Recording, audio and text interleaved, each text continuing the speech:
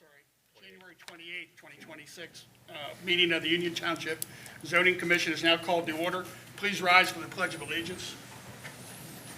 I pledge allegiance to the flag of the United States of America and to the republic for which it stands, one nation, under God, indivisible, with liberty and justice for all. Thank you. You may be seated.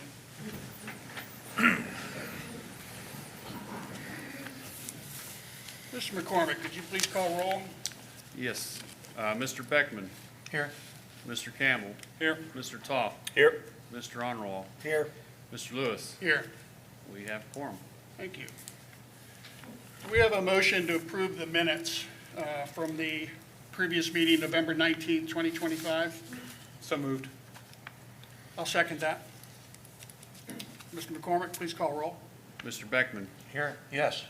Mr. Campbell. Yes. Mr. Toft. Yes. Mr. Honorall. Yes. Mr. Lewis. Yes. Motion passes. I jumped out of order a little bit. We'll do the election of officers now. I would nominate Daniel Campbell for chair for the 2026 year. Do we have a second? Second. Do you accept that, Mr. Campbell? Well, we'll vote and we'll see, I suppose. Mr. McCormick, please call roll. Mr. Beckman. Yes. Mr. Campbell. Yes. Mr. Toft. Yes. Mr. Honorall. Yes. Mr. Lewis. Yes. Motion passes. See, it would have passed even without you. So. Exactly. I nominate Mr. Bradley Toft for vice chair. We have a second. Seconded. All right. Call roll. Mr. Beckman. Yes. Mr. Campbell. Yes. Mr. Toft. Yes. Mr. Honorall. Yes. Mr. Lewis. Yes. Motion passes. I am now passing the gavel and the meeting control over to Mr. Campbell. Thank you, Mr. Lewis. Before we call cases tonight, Mr. Lewis, you have a statement to read. I do. I'm going to read a statement that outlines the procedures tonight. Please pay attention. We follow these very strictly and request a lot of respect from all parties in conversations. Prior to the hearing of this case this evening, I want to provide a brief overview about the process. When the case is called, we will hear from the applicant or their representative first. The commission reserves the right to question the applicant at any time. After the applicant's presentation, we will open the floor to anyone else who wishes to speak in support of the proposal. Then we will open the floor to those wishing to speak against the proposal. Those wishing to speak must fill out and provide us with the speaker registration form. All speakers must speak at the podium and into the microphone for recording purposes. Each speaker must identify themselves for the record. The commission reserves the right to ask questions of persons speaking against the proposal. The expectation is for speakers and observers to maintain the professional decorum of this meeting at all times. We understand that individuals are often passionate regarding their positions and preferences. However, this meeting cannot properly function if it becomes unruly. We ask that all speakers be conscious of the time and that speakers be conscious of avoiding making repetitive statements.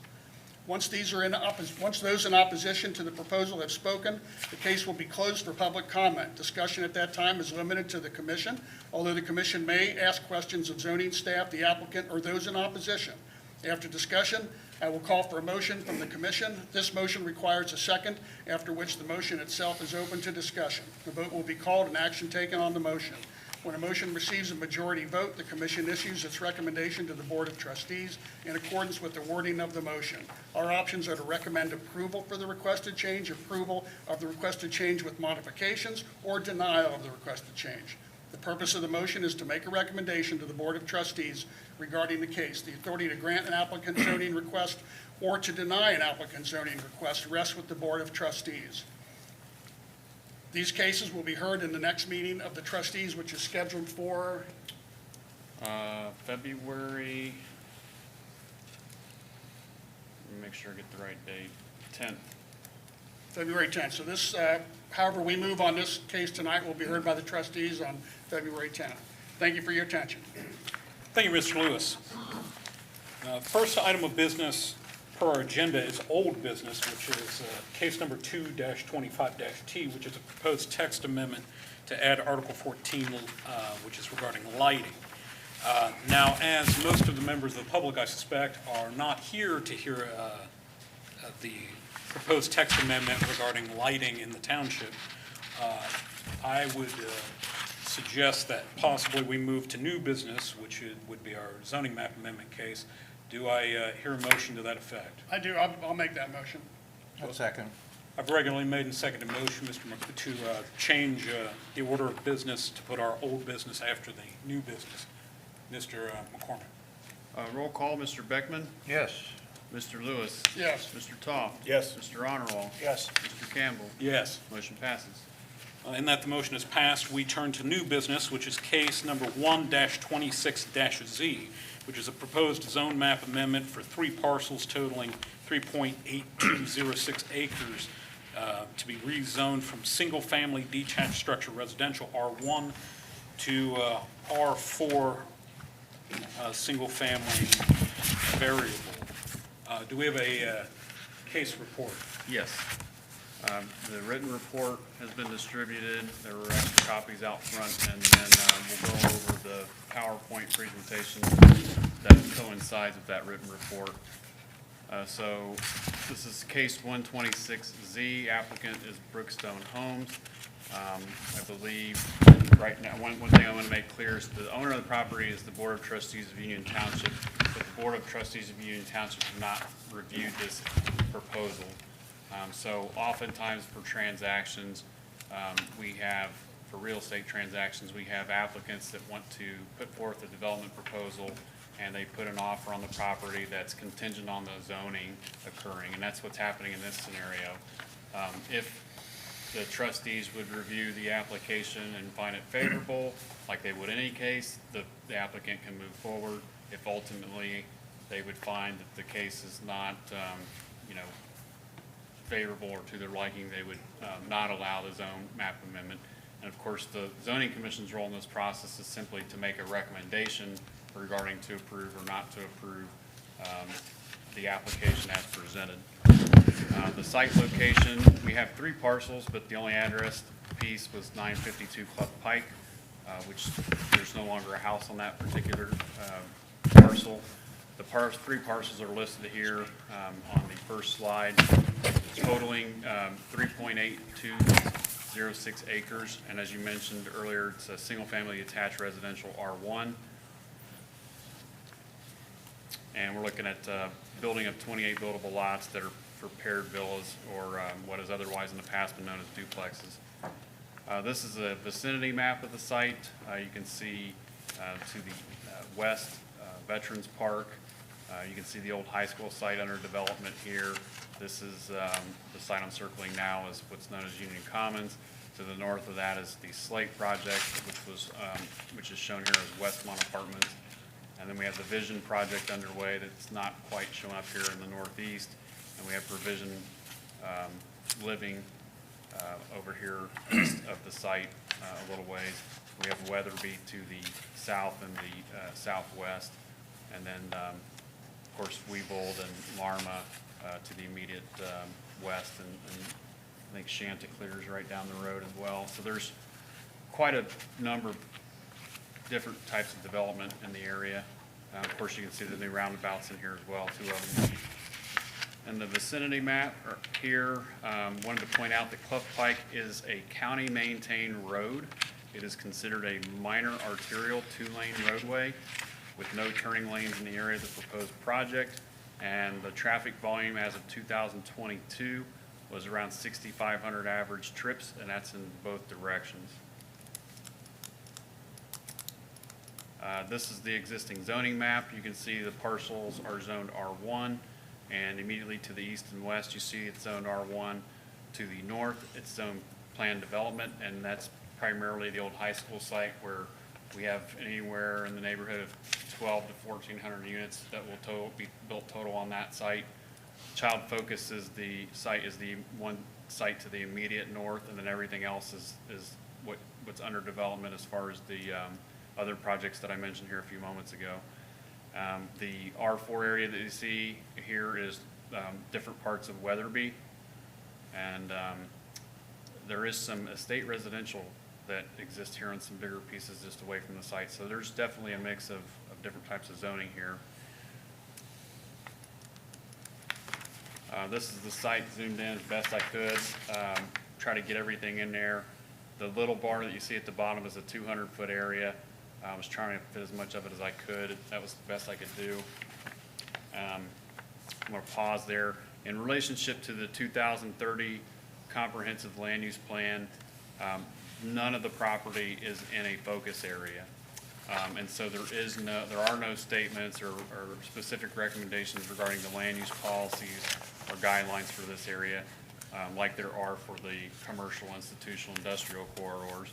I do think at some point in time when we update the plan, there are areas that are very close to this, if not including this, that will probably be captured when we update the plan, but we just haven't gotten to that yet. So there aren't any inclusive, the plan, there's no specific land use pattern or strategies for this area, but the plan does indicate that, you know, there needs to be inclusive housing strategies that considers mixed housing types and designs, promote different densities, including existing single-family, large lot development patterns that are already in a township, and at a density between 2.5 to 4 units an acre. And then also acknowledging in other areas that, you know, there are areas that are more appropriate for much higher densities.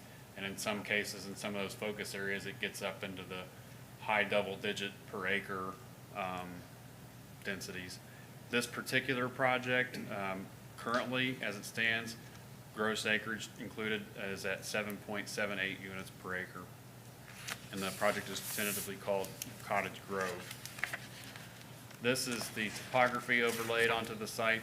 This includes 2-foot contours, so it's a pretty flat site. And I'll come back to that during the staff report because there's some residual effect from the flatness of the site, especially with drainage.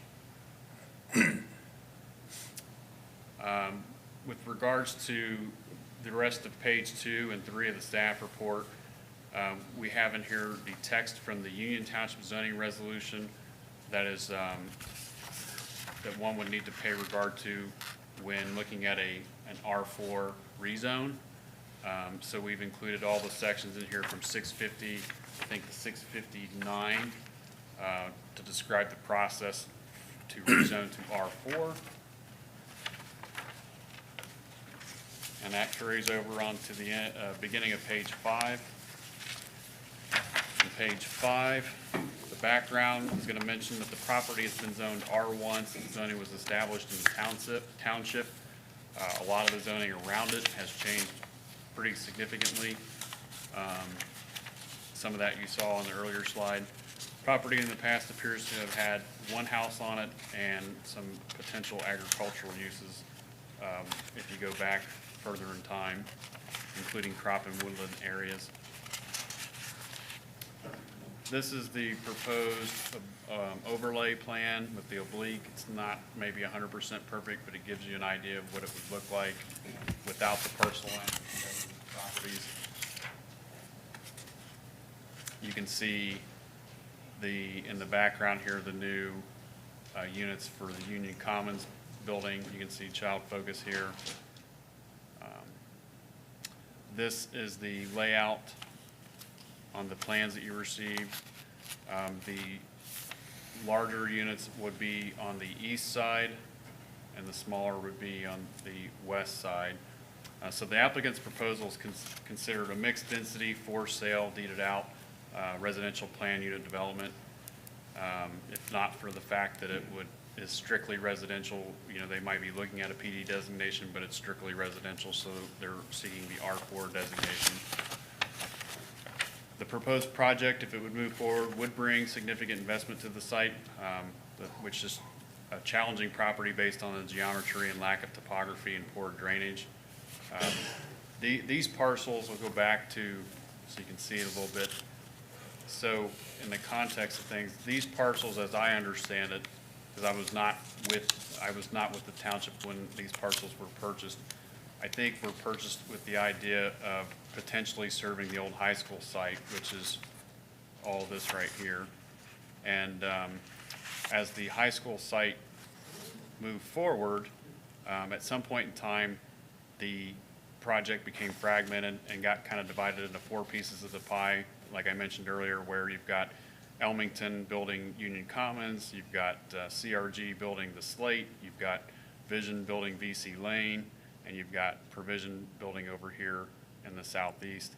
And then you had Child Focus by one of the old school buildings and is still here in this location. And when that happened, it kind of made these three parcels orphans, for lack of a better way of putting it. And so the township has owned those for a number of years now. I don't remember what year they were purchased, I forget. But they've been in the township's possession for several years. In terms of the proposed plan development here, the development as it consists right now would be bisected by the proposed street, which would be tentatively named Paisley Court. I mentioned the larger lots being on the eastern portion, the smaller on the western portion. We're looking at 28 proposed buildable lots on the 3.82 acre site with two types and sizes of lots, 18 lots that are approximately 39 feet by 74 feet, and I've got the range of the acreage there, and then 10 that are approximately 33 feet by 74 feet with the approximate acreages there as they're shown. I will note that those are the size of the lots, and you know, one of the most important things to note is there's a green belt around the entire development that's about 15 feet in width. In some areas, it's a little more. The only area it's a little less is out by Clough here in this one little corner. But that green space that you see uniformly around these yellow and orange lots is a 15-foot buffer. And that buffer for the open space provides 23.3% of the, is 23.3% of the project area. And then in the area here to the northeast is the proposed detention basin, which isn't, I don't think, fully designed. I think that's just the area where they intend to put it. In terms of the open space areas and talking to the applicant, the intent is to leave as much of the existing mature vegetation as possible and to provide supplemental plantings where needed and possible next to existing single-family development. Obviously, some of that area is going to have vegetation removed, and we would have to have a landscaping plan put into place, particularly if there's anything next to residential, single-family residential. Although some of the minimum lot sizes are smaller than the adjacent subdivision lots, you have a huge variety of lot sizes in that area. Some are, like I said earlier, 4 acres or more, and some are even smaller than what's being proposed here in Weatherby and the high school site. So within 600 or 700 feet of the site, you do have things like Weatherby, Union Commons, Slate, Provision Living, and so forth that have comparable densities or even higher densities, but you also have the complete opposite. So it's really a mixed bag in that particular area in terms of the density. If you go by what's east and west, the densities are lower for sure. If you go to what's north and south, the densities tend to be higher, but particularly if you go 600, 700 feet away. In terms of the proposed building types, there were 2 examples that were provided of the proposed building types. The only reason we don't have more, and I did ask for more, are because I think the applicant was working on, maybe trying to put together some other examples. And I don't know if they've done that or not, but they did provide these 2 examples of what they're looking at for the paired villas, single-family attached housing. My understanding, these are predominantly 2-story structures, total square footages averaging between 17 and 2,500 square feet. Would maybe want to clarify some of that with the applicant. And then, of course, that would, based on what we had discussed and pre-application discussions and putting the report together, these would result in substantial investment to the area of the township. They can give you, the applicant perhaps can give you the price points that they're looking at if you're interested. The proposed minimum setbacks for all the lots are 23 feet for the front yard setback, 5 for both the rear and side setbacks, except where there's a shared wall for the paired patio. Those are obviously 0. However, for the rear setback, even though the rear setback is shown as 5 feet, that 15-foot open space that I was showing you earlier means that really the buffer is, the setback's really 20 feet. It's just that the lot line stops 15 feet before the next lot line. So there's that 15-foot buffer. Paisley Court would be a dead-end street with an offset cul-de-sac and an emergency access with a gate and Knox box at the end to the child focus property. And if this street and emergency access would be established, we wanted to note that the township would work collaboratively with child focus and the applicant to route traffic to Glen Estee Withamsville Road. Go back here a little ways. And what we would try to do is route traffic to Glen Estee Withamsville Road via Ilium, this development to this roundabout right here, and then secure Judy Lane, which is right here, from further access in an attempt to make it an emergency access as well. So you'd have and if that would happen, you would have an emergency access at Judy, and you would have an emergency access here, and the child focus and school traffic would all go this way to Glen Estee Withamsville instead of going out Judy and towards Clough. Again, that takes all the parties to make that happen, but that would be the intent. If the project were to move forward, the township would be working, the staff would be working to try to achieve that. The new street would also have a 6-foot sidewalk on the interior and would have a 4-foot sidewalk along Clough Pike. The township has a pretty aggressive sidewalk plan. Eventually, even in places like Clough Pike, we would like to have a sidewalk at least on one side of the road. And so we're working on trying to do that, again, at least on one side of the road, pretty much everywhere around Eastgate, Mount Carmel, and anywhere that's going to link potentially to the schools. In terms of some other pictures, I'll show you some other pictures and maybe show some drive-by pictures on the Google drive-by because it's hard to take pictures of this site right now. These were taken before the snow. This is looking north from Clough Pike. This is looking east from Judy Lane. The site would be here on your right. This is looking from Child Focus, looking south. And this is looking west into the proposed site towards Weebold Lane. I'll come back to some pictures here in a moment. In accordance with sections 440 and 650 to 659 of the zoning resolutions from Article 4 and Article 6, Zoning Commission's role, as stated earlier in this process, is to recommend, make a motion to recommend approval with modifications, or recommend denial of the applicant's request to rezone the subject property as submitted. Ultimately, the recommendation will then go to the trustees. The trustees will take final action because it would change the zoning map, which requires legislative action, and that would be the final action. In terms of the recommended modifications, the applicant, in short, would need to address the concerns of other departments and agencies, and we listed those on page 6 of the staff report. Applicant would need to provide statements on the final plans to affirm that no structures would be allowed or permitted within the 15-foot minimum open space areas along the site boundary, and also identify existing mature vegetation that's not intended to be disturbed.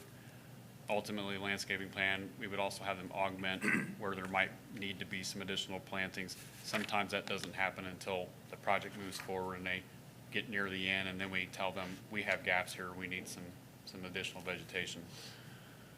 Paisley Court would need to be recognized as a dead-end street with an emergency access in the area of the offset cul-de-sac, which would include a gate with a Knox box at the end that only the fire department would have a key to. So I know there has been expressed some concern about the fact that the gate might be open. That's not going to happen because the only people that are going to have a lock is going to be the township.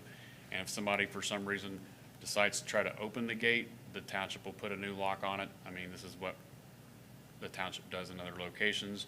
And even when I worked in other places, that's what was done in those other places. It's only for emergency access. And if that were to change, they would have to have a public hearing to acknowledge that it's being open as more than an emergency access. I don't think there's any, as we see it right now, no one would want to divert people through Child Focus's lot to get to Glen Estee Withamsville, which is the only reason you would open it up, I guess. We would require a lighting photometric plan to be provided with details ultimately, and also an updated signage plan, although there is a signage plan submitted. And then we had some other items that per Article 11, Section 1131, that we would need for a site plan that would need to be submitted that were not in hand necessarily by January 20th, but some of those things we typically don't see until later on in the project anyways. So that concludes the staff report. I did want to mention, we did receive one written comment that I forwarded to you a week or so, maybe 2 weeks ago, from Mr. Mark Pence. It is a double-sided, full 2-page letter. We also had a article from the Enquirer that we put as an attachment to what we submitted to the board. And then I did want to provide you a idea of what it looks like out there. So these are the Google drive-by pictures. Make this a little bit bigger, because this is sometimes a little better than trying to take pictures from a car on Clough Road or Weebold. So the site is going to be here on your left. And these were taken August of '24. So that's what the site looks like. I'll come back to Weebold here in a minute. This is the next house down.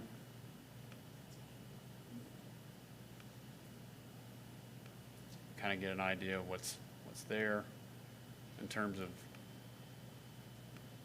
what's across from it. We'll look at that as well.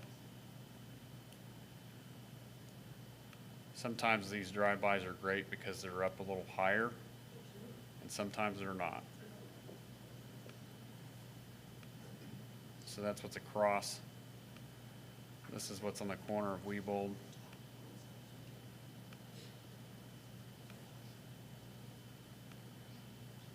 And so basically what you're looking at is the property that's behind these houses here. I'll try to skip ahead some. You get the idea of what you're looking at on Weebold.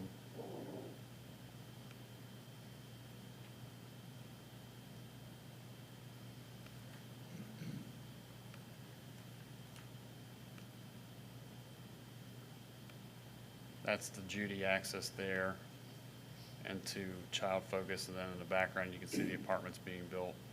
And then this here is the back part of the site.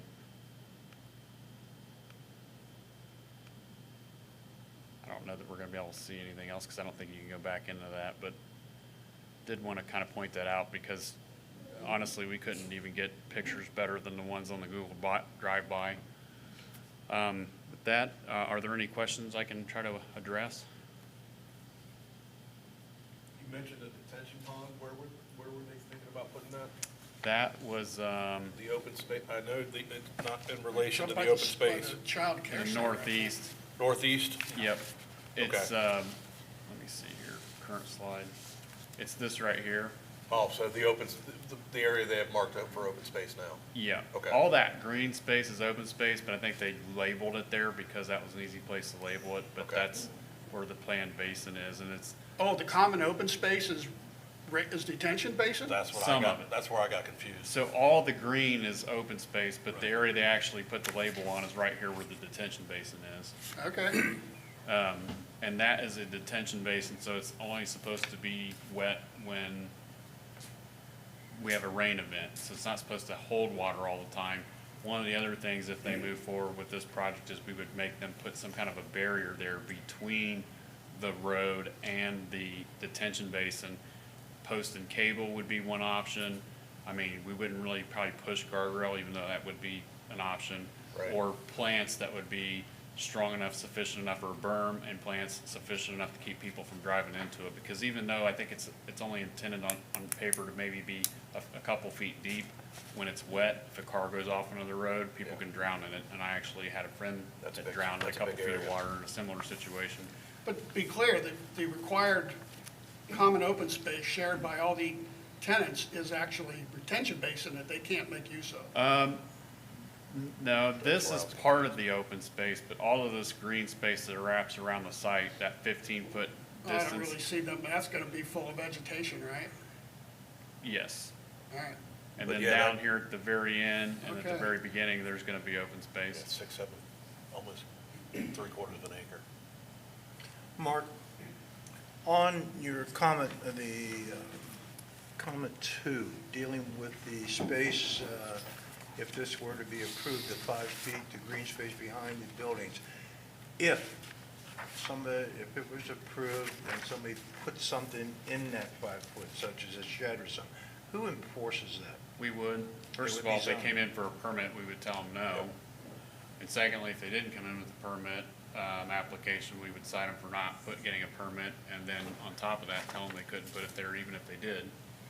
So it's not like a neighborhood covenant? We would, suggest that they make it clear on the subdivision On the plat. deeds? Yeah, There's a homeowners association I saw. Yeah, That was in it'll there. be enforceable. yeah. Yeah, but after a few years, homeowner associations sometimes go by the wayside, so I Sometimes. just So wanted the other thing is the property lines end before that 15-foot area even begins. So if they were putting it in that. No, I was talking about that 5-foot green space area that would be, actually belong to In the the homeowner. backyard, Yes, yeah. 15 would be the green, and then 5 would be. right, I'm Yeah. talking about that 5. If a structure such as So the primary structure couldn't be within that 5-foot area, but theoretically speaking, like a deck or an accessory structure could be, but the actual house or whatever couldn't be in that area. Okay. Any additional questions for Mr. McCormick? Okay, we'll be talking to you later, I'm sure. Thank you, Mr. McCormick. Is the applicant or their representative here to speak?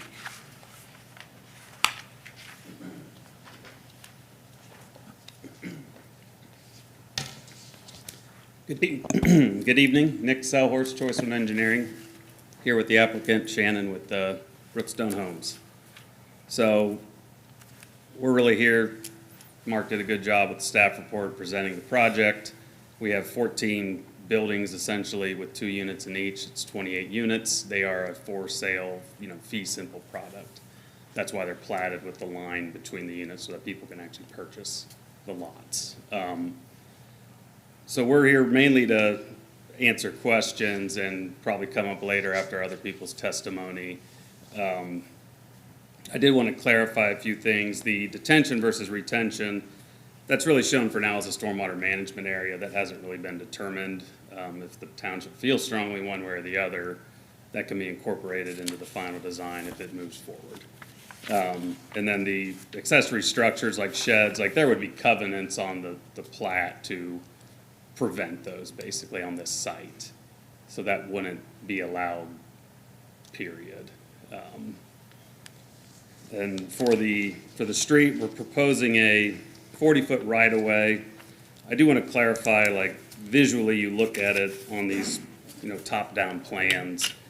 What we show in the gray box is the 40-foot of right-of-way. That is not 40 feet of asphalt pavement. It's just the platted right-of-way. So the road is 24 feet wide, 2 lanes, basically. So I think sometimes there's a misperception that, the pavement is going to be touching the property line on one side. That is not what it will look like. Other than that, we're here happy to answer any questions. If it's, product related, how much will these cost? I'll defer to Shannon. If it's site related, engineering related, then I'll probably answer. So we can ask now, or we'll just sit down and come up later. Quick question for you. Yes, sir. I take it these are on a slab? That would be basements. Okay. Are they intended to be patio-type homes? Or Can you clarify? most everything on the front floor, one floor for seniors, et cetera, et cetera? Yep. Anyone else have any questions at this time?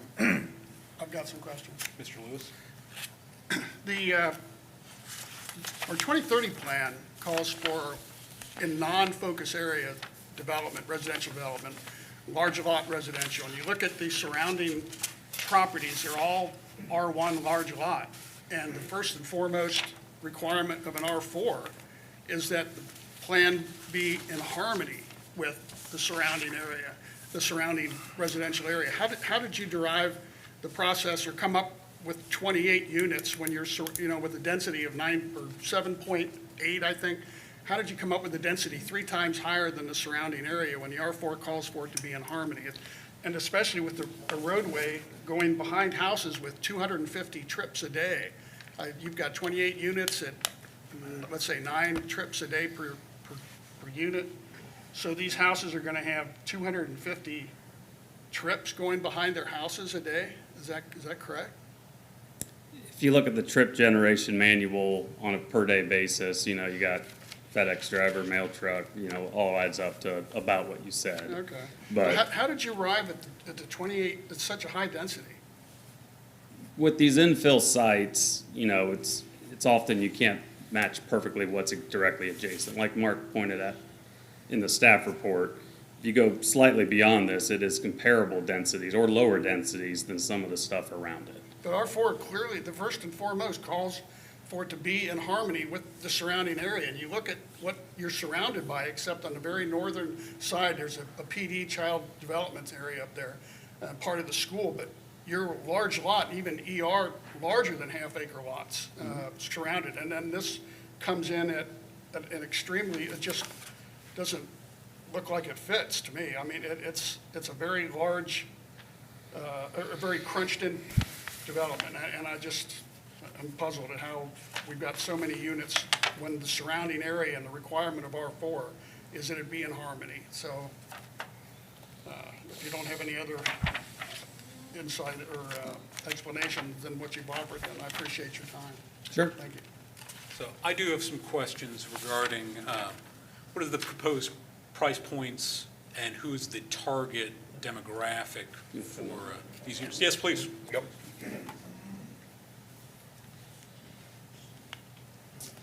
Hi, my name is Shannon Lockerman. I'm with Brookstone Homes. So the proposed target market is 55 and older. Okay. So we're going after mostly empty nesters. The type of product, if you're going down the street, the right-hand side are first floor masters. The left-hand side are actually 2-story, 3-bedroom homes. So kind of a combination of both.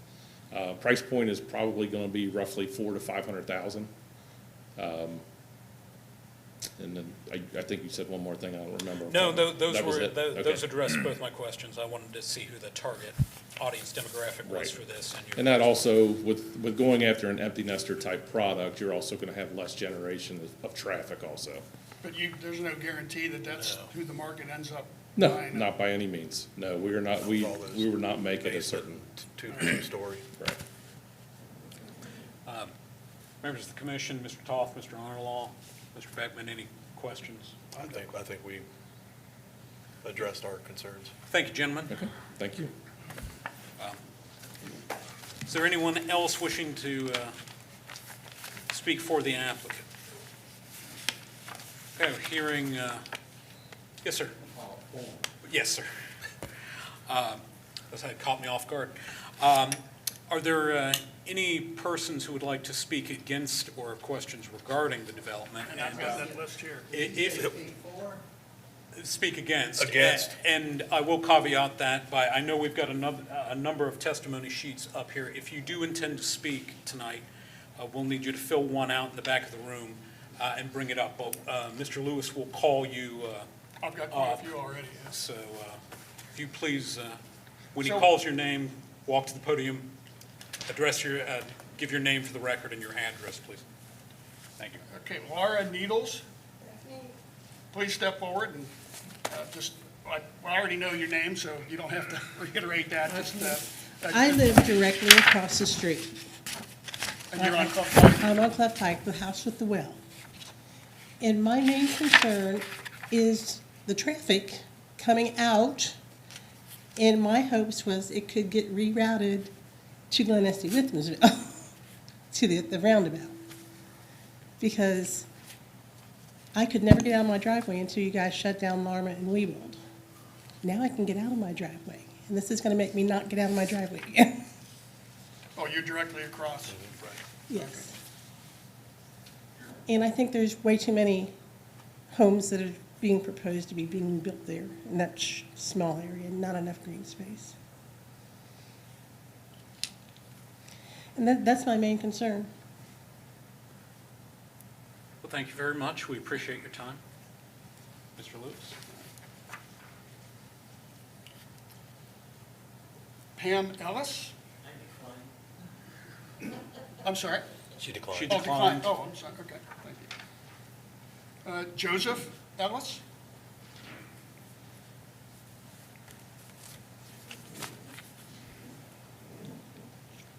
Joseph, please just let us know your address, where you're at.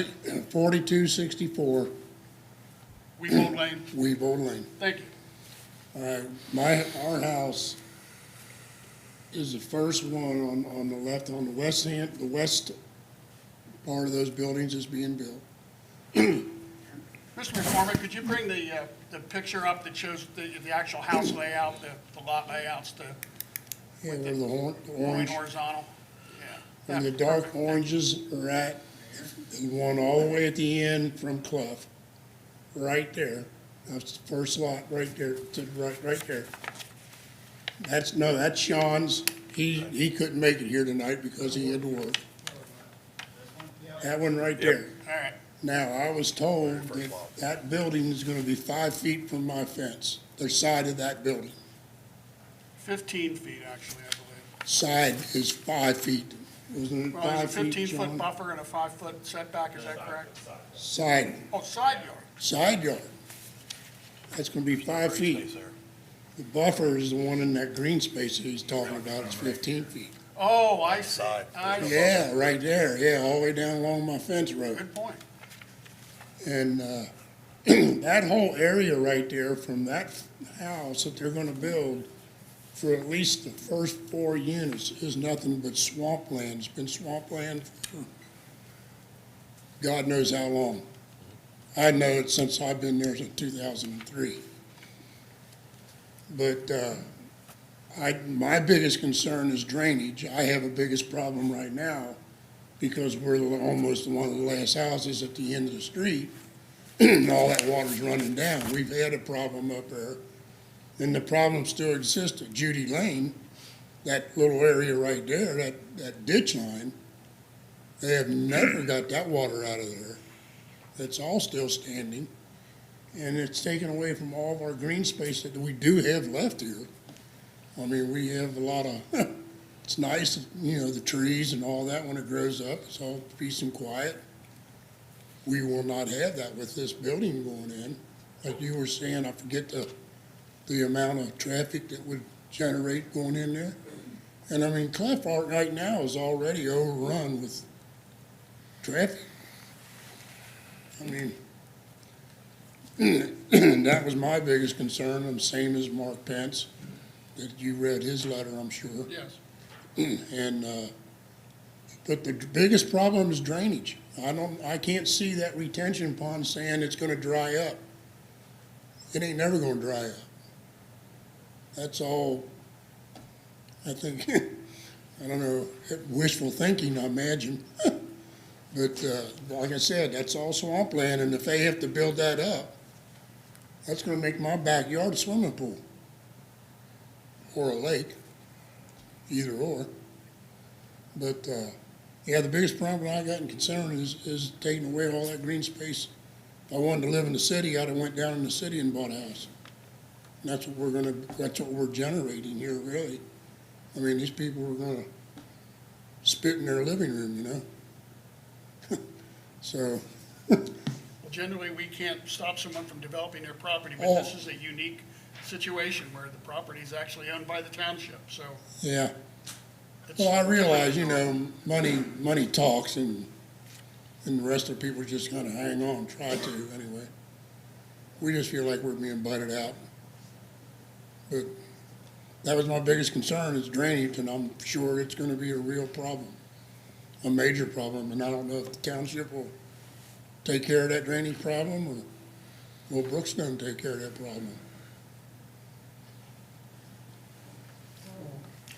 So that's, I can answer that. Yeah, I was going to say, So when a new development comes in, it doesn't matter if if it's residential or any other type of development, the applicants have to get all their drainage, stormwater management plans approved by the county. And the stormwater leaving the property, when it's all said and done, has to be equal to or less than what is there now. And if there are existing problems on the property, they have to try to address those things. If the problems are upstream, they can't necessarily be responsible for everything that's upstream, but they can mitigate some of the things that are happening to the surrounding area. In this area, it looks like it's just flat and it's not draining well. Now, as far as whether or not the detention, the area that's planned to be detention is actually detention, it can be retention. It doesn't have to be detention. They usually don't determine that until after the rezone process has taken place and they start submitting their construction and engineering plans to the county. So what I can tell you is, in general, no matter where the development occurs, in the county, in the township, and even outside the county and other places, how this is handled, is they make sure the volume and velocity of the water, when we have rain events, is not gonna be worse than, it will actually be better than what was there previously. Because the old rules, they didn't have any rules in some cases. So there are some portions of the township where there's no storm basins at all, there's no curb and gutter. Yeah. And there's like 30 years of development with nothing to do anything with the water, right? And that's probably part of the reason why some of the development area here is why you're experiencing some issues, is because they didn't have stormwater structures built when the neighborhood was built. Regardless of whatever's built on that property, whether it's this plan or another plan, if it's a subdivision plan or anything that is gonna require significant review, the county stormwater management people are gonna make them submit their stormwater calculations and make sure that when the water leaves the property, it's equal to or less than what's happening now. So it should, any development in general should take care of a lot of the water problems. It may not take care of everything, especially what's on Judy, because that's not on this property. But in general, that's how the process works, regardless of where the property is in the county or township. Well, I'm pretty sure, not just myself, but other neighbors also, that the water, ever since they built up there, built the commons and all that up there, all that water, we're seeing a lot more water drainage running down our streets and that down there, and they have a hard time trying to keep it out. When it gets down to Clough, it gets bottlenecked. There's two drainages going to one drain, coming Yeah. from east and west. I don't know, you'd have to ask the county people, some of the questions you're asking about, but I can tell you, for the high school site, see this right here? Yep.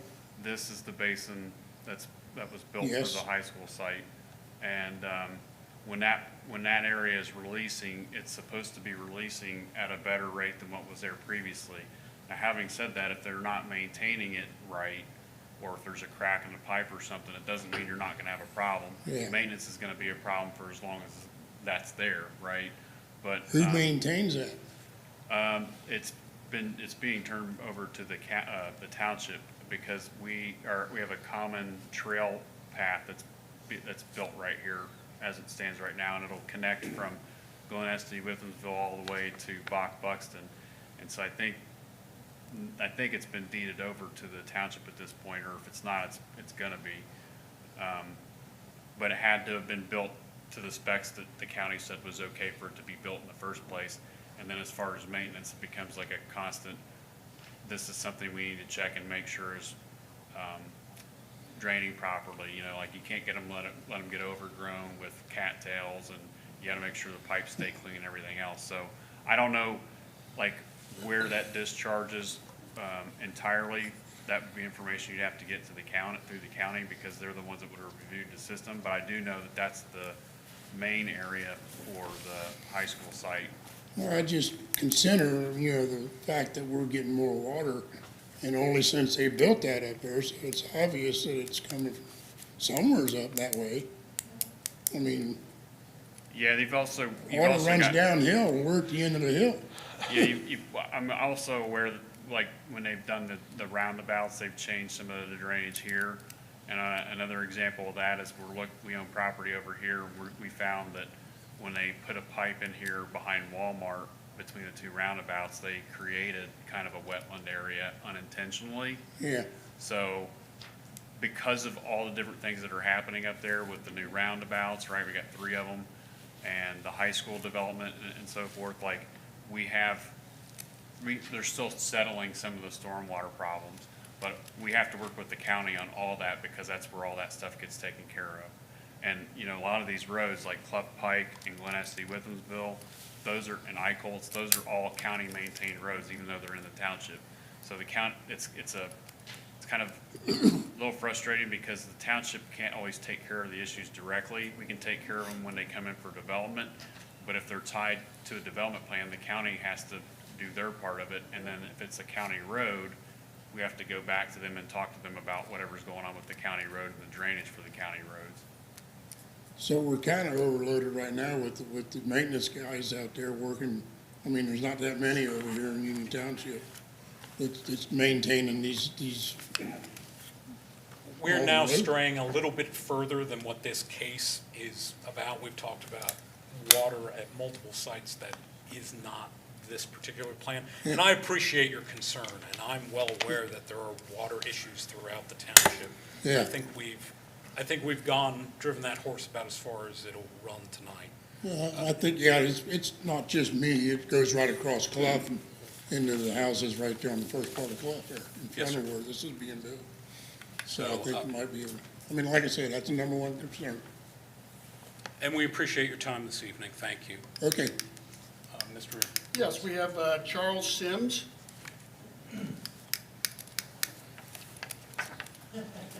Please state your address. 948 Clough Pike, Thank you. corner of Clough and Weebold.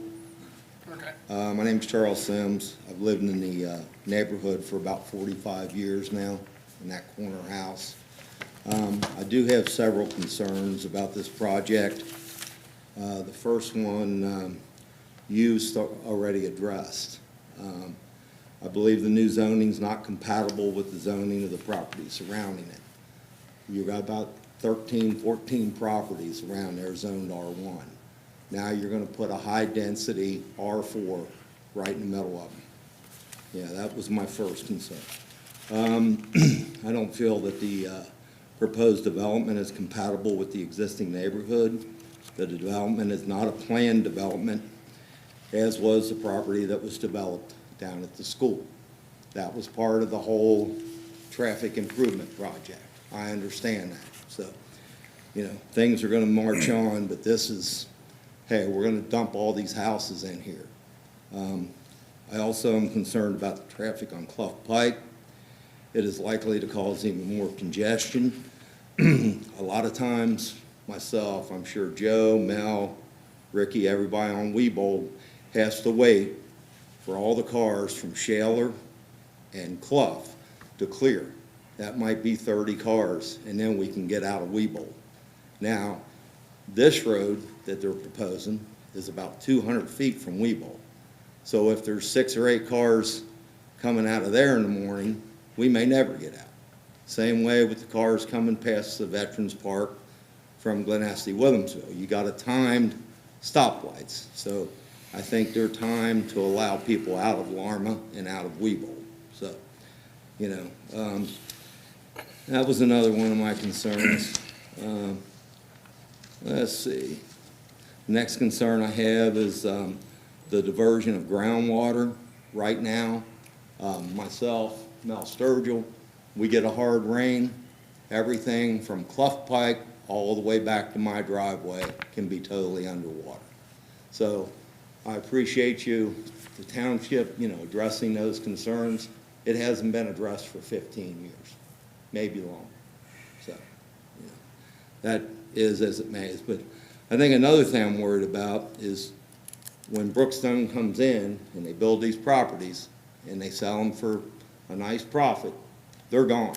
They're out of it. So what do we do then? What if we get water in our basement? My sister-in-law, they put a development in out in, behind the Ford plant. Her house was dry as a bone in her crawl space. When they were done with the project, she had 1 foot of water in it continuously because the water wasn't diverted correctly. So that's another, like Joe's talking about, that's a concern of mine.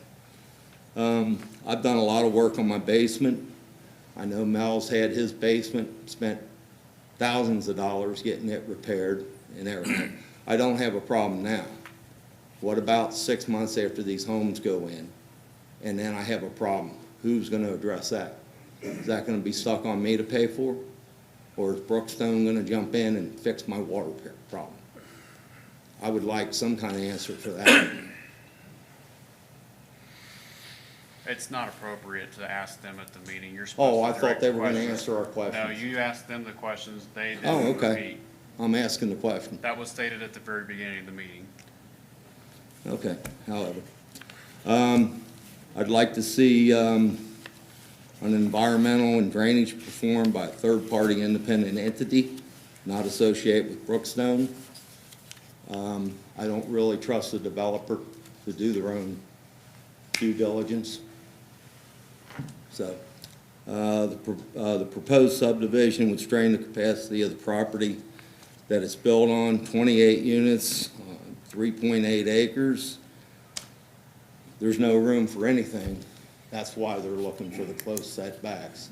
I was told in the last meeting, the informational meeting, that the property setback was gonna be 10 feet from my property line, okay? That puts the home or the deck or the patio, whatever it is, less than about 30 feet from my house, 20-something feet. And it looks like it's a two-story dwelling, okay? Which means they're gonna have a direct line of view into my home, into my family room, into my backyard, into my side yard, into my daughter's bedroom, which I'm not happy about. Let's see. And I've got copies of this for all you gentlemen.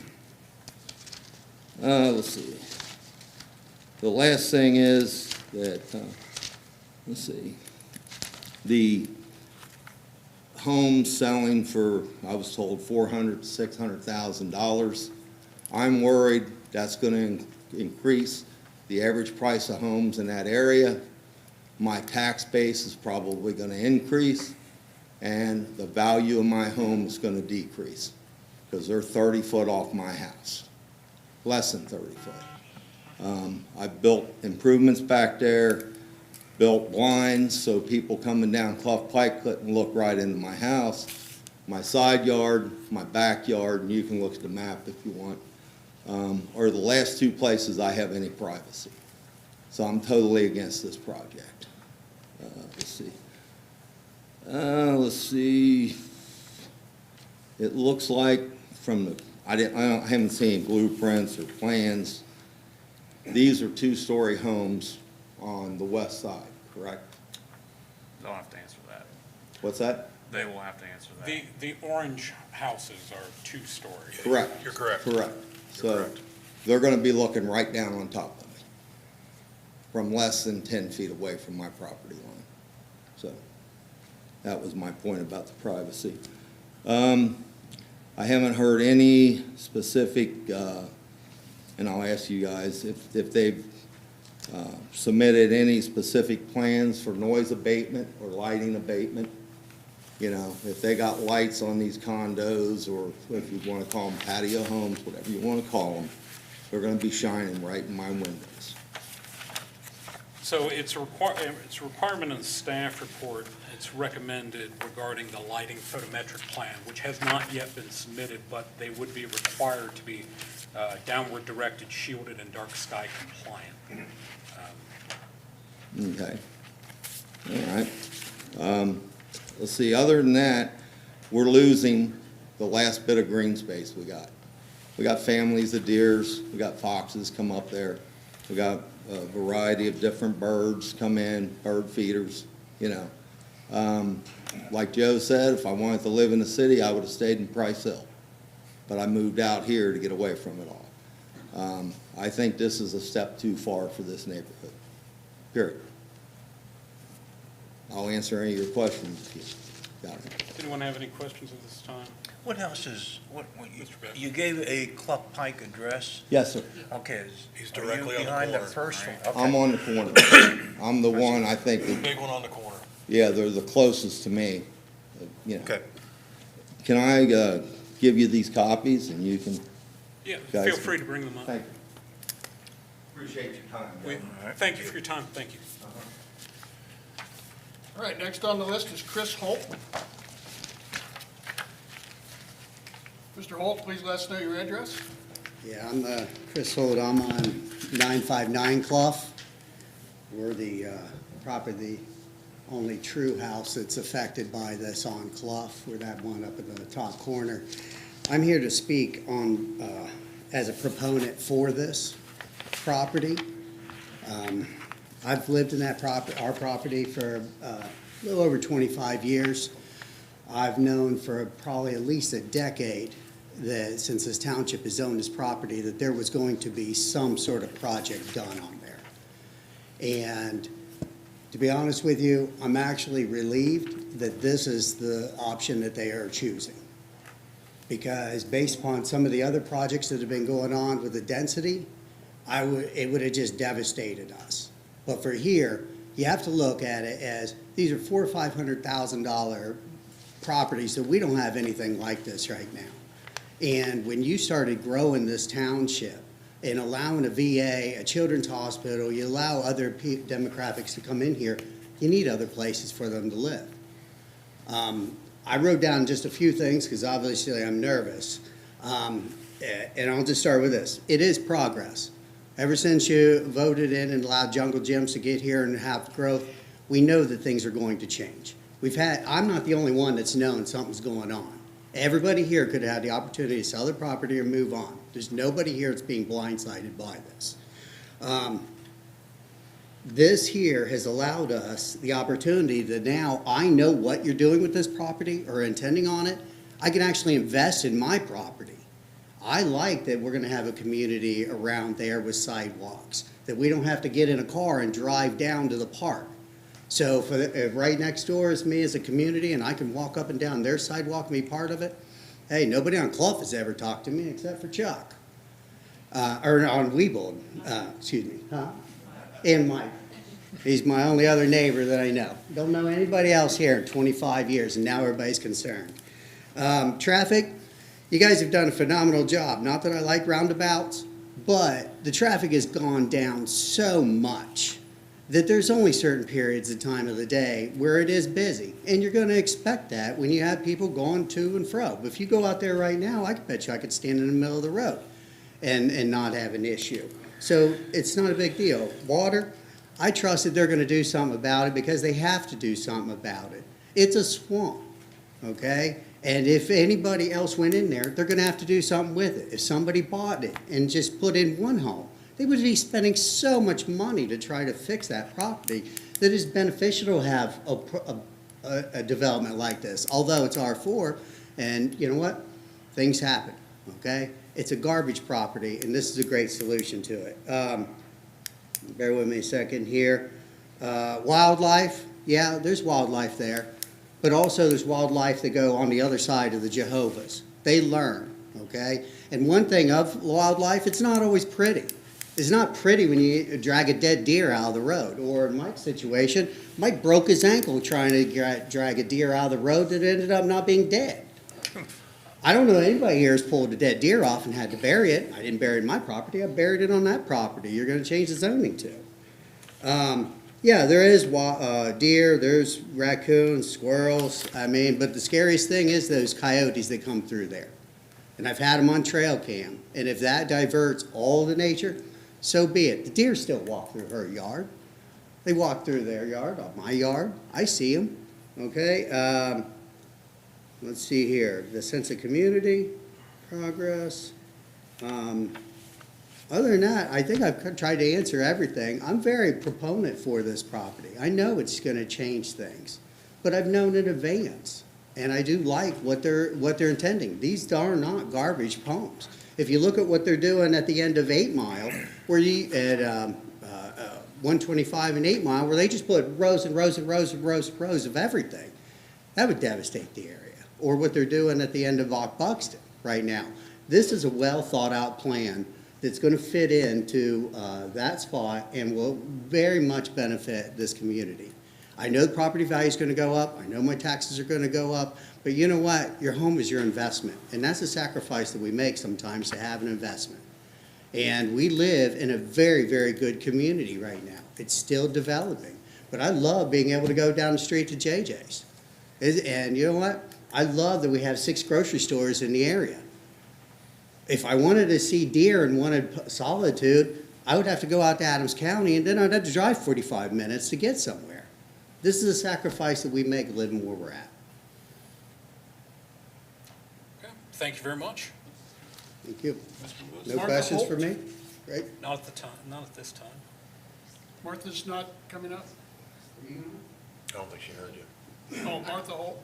I'm Martha Holt, and I'm his wife, and I've lived in that 959 Clough Pike for 30 years.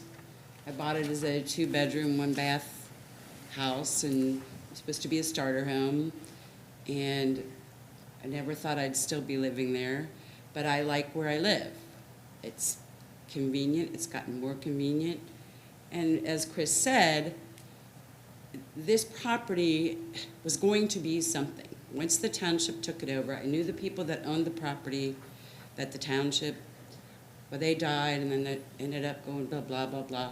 Anyway, the township ended up with it, and they were gonna put a road down there to put traffic out for the school or something, you know, and I was like, oh, God, that's gonna be a nightmare, you know, all these people coming and going. And so, like Chris, there is progress going to be made. Something's going to happen with that property, and I like this solution to the township doing this, you know, letting them have this property to do this with. I think it's one of the best ideas people have come up with, other than just leave it alone. And I don't think the township wants to do that, so that's all I have to say. Thank you. Thank you. Last on the list is Tim Gillum. Please tell us your address, Mr. Gillum. He's got a sheet. My address is 4312 Wellington Drive in the Chanticleer subdivision. I live down toward the very end of Wellington, at the roundabout. And we've had a lot of things affect us recently. I've got several concerns here about this. When I heard about a new development going in, the first thing I thought of is what's gone in so far with the 4-story apartment buildings that they put on the high school property and the effect that that's got on the entire area that's around them. When we moved in there 28 years ago and built a house, all single resident houses with nice lots on them and stuff, and now what's come in around us has really changed the area beyond belief on there with that and the development there across from the park where the old farm used to be. The development that was proposed to come in on the Ells farm there and dump all of the traffic onto Chanticleer and come out right on the curve at Clough Pike. If you guys had approved that, that would, you know, the things are being proposed to put in there. Makes me concerned about people that come in and want to put in a new development. Are they concerned about the people in that area, what it's going to do to our area? The proposal on the Ells farm there and the dump, I forget how many it was, they were going to have 28 buildings or something on like the same amount of property that proposing now, and then have one exit on it to come out on Chanticleer, to come out on the Dead Man's Curve, as it's known by and has been for years. And we all know how Clough Pike is now, how dangerous it is with no easements on the sides and stuff. So it makes me wonder about the people that propose things to come in here, what their concerns are. This poor gentleman that's already spoke about, 5 feet from his property what kind of drainage thing can they put in an area this wide, you know, this wide, before you get right to the edge of his house? So I don't, and that's on the paper, that's what they're proposing, so it makes me wonder how much they really thought about that. Also, property taxes. What would the status of property taxes be on this development? If this has 28 people owning half of a building, they pay property tax on what they own? Are there any abatements would be given to a development of this type, where we hear about new things coming in all the time, and the strain that's put on it, but the developers don't worry about that. They don't pay anything.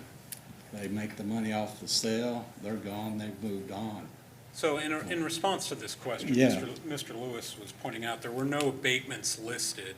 These are deeded lots, so Deeded they lots. would be paying property taxes on the lots that they own. Okay, Which good. there's a line that goes through the common wall that they have, so that those would be Yeah. the lots. And to the best of our knowledge, there are no abatements listed. Ms. McCormick, I've not heard anything. No, there's nothing I've heard of in terms of abatements at all. And then the other thing to consider, in addition to paying for the property taxes for their lots, which includes the unit plus some of the space, they're also gonna have a HOA situation where they're gonna have to, like, pay for the common area. So that will include the stormwater basin. Right. And, the open space area, and anything that might otherwise be an improvement, could include lighting even, as an example. Okay, that's good to know then. And the question is brought up before, any problems with this area, who's responsible for taking care of it? You know, is it gonna go to 28 different people and expect them to fix something that's, you know, to be responsible for paying for something that happens on that property? And it's If it's a water issue, you go to the county. If the county can't solve the problem, then you sue the homeowners association. But your first recourse would be, you're probably talking a water issue, that would be the county. What's County. required a homeowners association to So, stay let me- there? Please, I should not have said that. You would go to the county. So the county would be in charge of the water management system on the property. While the development's underway, the developer would be the responsible party. At some point, once it's built out, it would go to the HOA. And then, in terms of enforcement, it depends on what the issue is. If it's a stormwater issue, the enforcement authority would be the county. So it depends on what the issue would be as to, like, ultimately, it's either gonna go to the developer during the time that the project is underway, or the HOA. And then in terms of, like, which entity to go to for enforcement, if you have a problem, it depends on what the problem is. Well, the HOA is the residents, isn't it? There you go. If the problem's caused by the developers, then the people that own the properties are But gonna your have to put property a foot in isn't this. adjacent to this development, is that correct? So you would not personally be having an issue with this? Indirectly, you don't know. I don't know on this. Like, you're talking about lighting and stuff. The new apartments that came into us right now, 4 stories. Again, but that's a separate development. Okay, this but, proposal. I mean, I appreciate your position. This is a multi-unit development coming in just like the other. Well, Or it's- not just like the other one, yeah. It's, And when I it's, saw this as far as being condos, I was relieved that it wasn't gonna be, you know, some other type of development. So that, it looks pretty nice. Yeah. The safety on Clough Pike, I've already talked about. Schools. You know, when you get a high-density developments coming in, and the effects on the schools now, we're getting so many with the development across from the park, apartments going in, you know, farther down Clough Pike and stuff, and apartments coming in here. We're getting so many multi-unit developments that I would hate to have my kid in Clough Pike School right now. If we get more and more high-density developments in here, as taxpayers, are we gonna be, as property taxpayers, are we gonna have to foot the cost of a new school to handle that? Well, that's speculative, and that's not the purpose of this commission. I Okay. will also. Well, it's an I will- effect that the development would add to. I will also correct that these are not multifamily units. These are single-family variable structure units. So these are not apartment buildings. Yes. Like a duplex house is what it is. By dividing a house, owning half of a building, you are single resident. I thought that was a little tricky. These terms have specific definitions. I know that. So what we're talking about is not multifamily. Yes. Okay, so that's semantics there. No, it's a legal definition. Yeah, yeah. But when I hear single family homes or single resident properties, I think of a house. We're turning our area from R1 to R4s, R3s, or whatever. I think kind of have to look at what's our whole township going to be known as. Is it going to be gone from little farms and little houses or regular houses, smaller lots or stuff? Now it's apartment buildings everywhere or condos everywhere on it. I think that kind of affects how people, want to live there or not. I think that's pretty much all of my concerns I have on there from the school. How did the township come about owning that property? It was already discussed. Yeah, that was discussed earlier in the meeting. It was acquired as part of the development Years ago. on the school site. So that wasn't, this commission didn't acquire it, Okay, the board of I trustees. didn't catch that. I couldn't hear Yes, sir. part of it. So that's good. Okay. I think it was intended to be a roadway at some point for the school. That was what was discussed. That's what I'd always heard, that they were gonna do that, which made sense to me at that time on that. Only other thing I had was lights. Like say, how's that affect me on that? I'm thinking about these other people with, like say, two-story things overlooking them and the lighting and stuff, so I kind of agree with them on that. And that's all I had. Thank you. Okay, thank you, sir. Anyone else would like to comment? Yes, if you could bring that sheet up to us. Thank you. Please My tell name us is your name. Mike Moore. I live at 960 Clough Pike.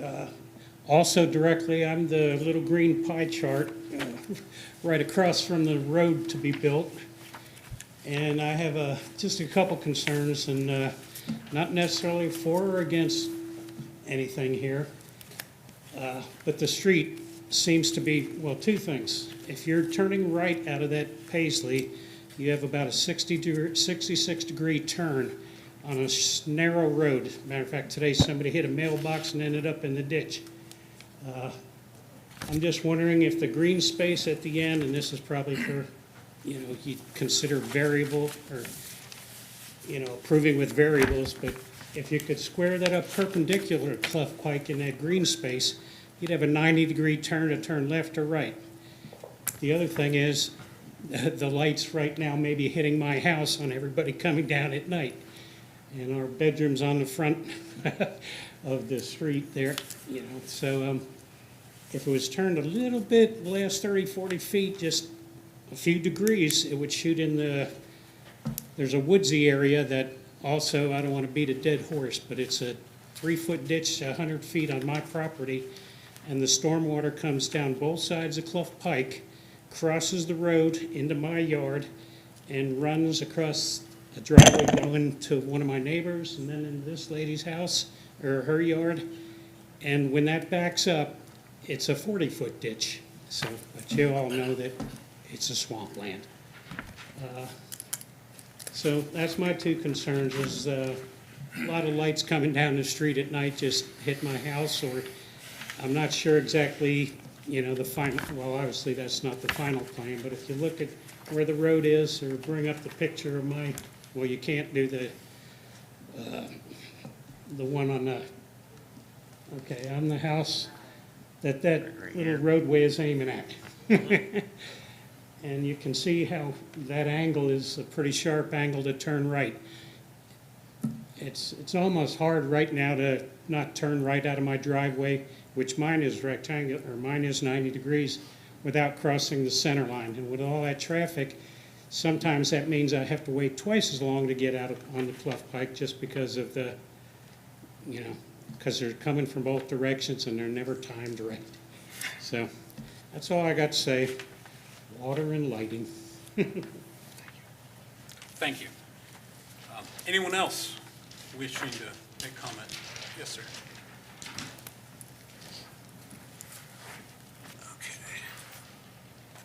Okay. How you doing? Doing well, thank you. name- Could you announce your name? for the- Ricky Penter. I'm probably the youngest on the street. I love the street. Union Township is a great area. We moved here. I did move from the city about 7 years ago. And about 3 years in, my son's car actually got totaled in front of our house because of how busy it is. I live like, not the corner house, but I'm the next house in. And actually, the girl took off running.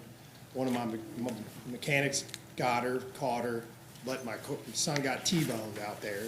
I love all the neighbors, so the man behind us saying, we never talked. I help every neighbor. I love all of them, because this area is great. But it is becoming overly dense. The traffic, some days my wife waits 20 minutes to get my son out to school. That is my main concern, is the traffic. Now, water, it's terrible. It sits at my two corner neighbor's house. It puddles in their yard horribly. I mean, out in the ditch line, it's bad. Good rain, it does. And I know, there's fixes to that, and it's not you guys. It's well beyond that. Next, the sidewalk. I have no idea how there will ever be a sidewalk on Clough Pike. They would get killed. It is dangerous. That area out there is, a racetrack, and, that's uncontrollable. You guys can't control how fast people drive up and down Clough Pike. So, there's a lot of major concerns. I love it. It's wooded. We do get a lot of animals. My kids love to play in the yard. I got a putting green in the yard. It's just it is a very, pretty area where we live on our street. You guys cul-de-saced it. It was a cut-through street. That was a drag strip. It would back up well past our house. It's much better now. The only traffic we get is child focus. That's it. It's great. But, getting out on Clough, that's the main concern. It's blind. You got that curve there at Chanticleer. My friend lives in that corner house. They go into his yard a lot. So, that's a few of my concerns. Okay. Anyone questions? Thank you. Thank you very much. Anyone else wishing to speak? Okay, at this time, we are going to close the public comment portion of the meeting. So the meeting will still continue, but conversation is going to be confined to commission members to deliberate. We do reserve the right to ask questions of the applicant or anyone else in attendance. Mr. McCormick? I do have 2 points of information for clarification. Yes, please. All these lots were acquired in 2015. I did figure that out. Okay. And then the question of where the drainage goes upstream, north of the project site, that all drains from this basin here over to this lake over here. So that little more information, some of it's relevant to when the property was Right. purchased and then the drainage. Where the water's coming. And then, of course, the other comment I would make about drainage is if nothing happens with the project, the water problems that people have will continue until some project happens down the road to take care of the drainage issues. So, General question on another one. The last traffic study you mentioned was done in 2022? that was the traffic counts. Okay, So that was the last count I could find. Okay. And one of the other things is probably worth mentioning is a lot of the traffic patterns right now in the Eastgate area, Klepper, Glen Estee, Withamsville, Clough, Buxton, Eastgate South, we don't know that these patterns are permanent yet. Okay. Clough is not gonna be super low volume. That 2022 count's probably in the ballpark of what it's Okay. gonna be. However, You know, 32 work is still continuing. That's throwing some things off. Originally in '25, we were supposed to have a project on Buxton that was gonna add sidewalks from Klepper and Buxton all the way to the high school and even branch off into some of the neighborhoods on the way there. That project got delayed to this year because they're gonna put a roundabout where Klepper meets Buxton, or just south of that intersection. And there might be a second one in there too. So even though the 32 work's not completed, we're gonna have another roundabout construction that's about to start, and the sidewalk work. So we probably won't really know what the traffic patterns are until like end of '26, end of '27, like when things stabilize, assuming that there's not another big project that's put on the docket at that point. Usually the projects have to get scheduled a couple of years out. So the patterns that are there now, they're not completely normalized. They may be inflated a little bit in some places, and this might be one of those areas. It's hard to say until you can go back and count after the projects are over with. But the 2022 period might have been done early enough that it's closer to what it was before. It's hard, you know, that's the best I can say. And to your point, Mr. McCormick, I mean, a great deal of development in the township was done before the requirements of storm retention or detention, which is why a lot of our older neighborhoods, and we hear it a lot, have stormwater runoff issues, and generally new developments, because we require storm retention or detention, tend to alleviate those issues. Usually gets better, not worse. So, but I'll open it up to members of the commission to discuss this particular proposal. Would anyone like to, Mr. Yeah, Beck? I do, I really do. You're saving me from having to call on people, which is great. Thank you. Mark, is the developer required to do any kind of phase 1 or 2 studies on that? Do you know? The reason I'm asking, for my former employer, I bought a very large parcel for them, and I had to do phase 1 and phase 2, which got us into the wetland concept, which became a real problem. Yeah, so as part of the due diligence process for acquiring the property, that's something that they can do. I'm not aware of any work like that that's happened with the township. Up until recently, I had really not significant knowledge about the property. We've owned it for far beyond the time that I've worked with the township. I've been here about 3.5 years. I would say it doesn't flag on anything that I've seen as having the closest stream, for example, is to the north, and it looks like the blue line stops before it hits the site. I've not seen anything like the OKI Environmental Viewer is a pretty good resource. I didn't see anything on there about endangered species being flagged in that area, or there's no floodplain, there's no obvious wetland area We there. didn't have that either, but. So yeah. normally what happens is when the buyer is looking to buy the property, they have the option to do that. If it looks like there may be an issue, usually somebody will at least do the desktop review or the phase 1. Prior to the last couple of weeks, we had no reason to think that we even had anything to worry about there. It's something that could be done, but right now, it hasn't been done. Okay.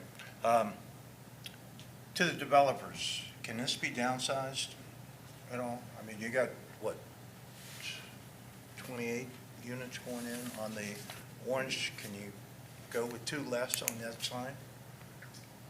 Yeah, we could go with 2 less. 'Cause I have some empathy for the neighbor that has to have the house right next to the property line, but,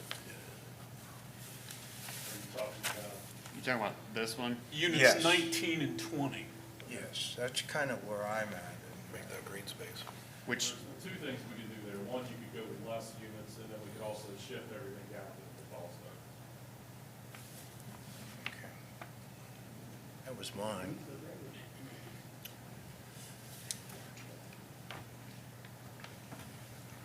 Is that all you have? Is that Yeah, it? yeah, I'm sorry. No, you're fine. All right, I'll go next. Mr. Lewis? For me, I'm a big fan of R4, and we've had some really good R4s. But if we recommend approval of this plan, then we're saying that these regulations are meaningless, because this thing does not fit the R4 regulations. The R4 steps right in and says it has to be in harmony with the surrounding area. But this is not in harmony. This is a density 3 times what is existing all around it. The 2030 plan calls for large lot, when it's not in a focus area, large lot development, 2 to 4 units per acre. That means it should be like 8 units in there, maybe 10. But the bottom line, R4 is also supposed to be a clustering of homes with a common shared open space that people can use. The last 2 R4s we've gotten aren't R4s, and this is one of them. It just doesn't have any common open space. It doesn't meet. And if you get to the technical requirements, it doesn't meet nearly the formal, it's submitted as a formal plan. It's missing a great number of the formal plan technical requirements. In fact, it doesn't even meet all the concept plan requirements. It's missing concept plan requirements. So in my opinion, it fails in both areas. It doesn't meet the requirements of the R4. And we have a unique opportunity in that this property is owned by the township. It could be considered and slated as green space, or possibly a passive park, or a bird sanctuary. And if the township so desired, we could put in a water management control in the center of it, put a little detention pond. It could be left as a green space. There's been so much development. If you zoom out on the map, you look at the intense level of development around here, or around this area, around Weebold, around the school, across the street in Weatherby. There's been a tremendous amount of development. And to have a little green space, not even 4 acres, I think would be ideal. And that's what my recommendation would be, is for the trustees to consider dedicating as some type of a green space. Again, passive, could be a public access, no parking spots, but it could just be a passive green space, and water management could be done. But it just doesn't, it fails the 2030 plan, and it fails the R4 requirements clearly. And that's my position. And we got to stop getting plans like this that are so far out of scope of what the requirements are. It's frustrating. I find it frustrating. That's all I got. Thank you, Mr. Lewis. Mr. Toft? I'd concur with him, even if you max out at, say, it's 4 acres, you're talking 16, if that maxed out, so a Yeah, it's better not number even would be 4 10 to acres. 12. Yeah. Yeah, I'm thinking 10 to 12, like you said. And, again, we can't speak to the water, because that comes later. Traffic along that section, again, depends on the time of day. I'm a mile, a little bit further down. Took me about 8 minutes to get out of my driveway tonight, coming here, just time of day.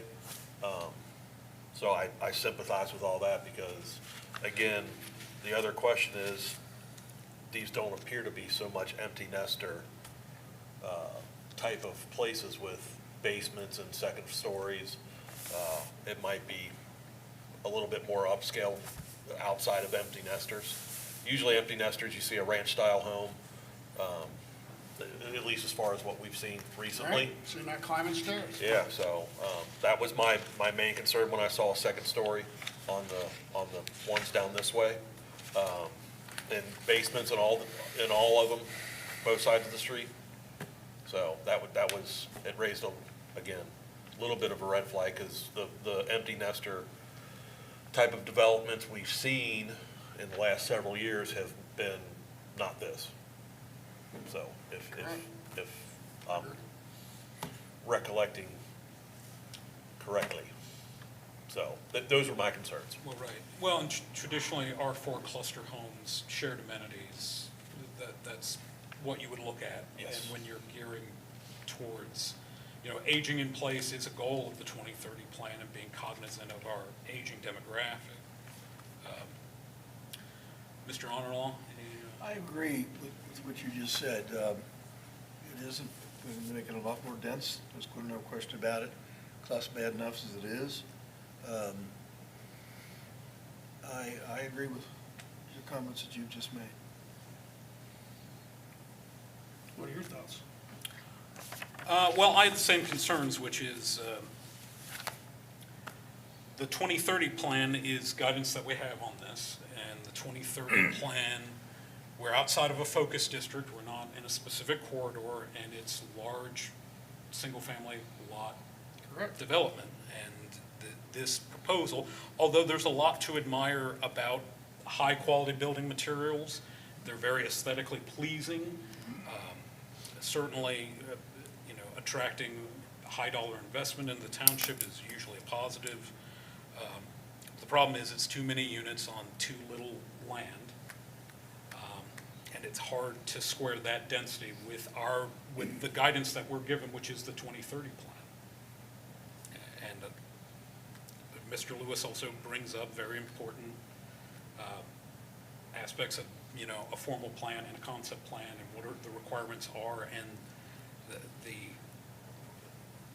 zoning resolutions are clear that if we don't have it, it's to be denied. Correct.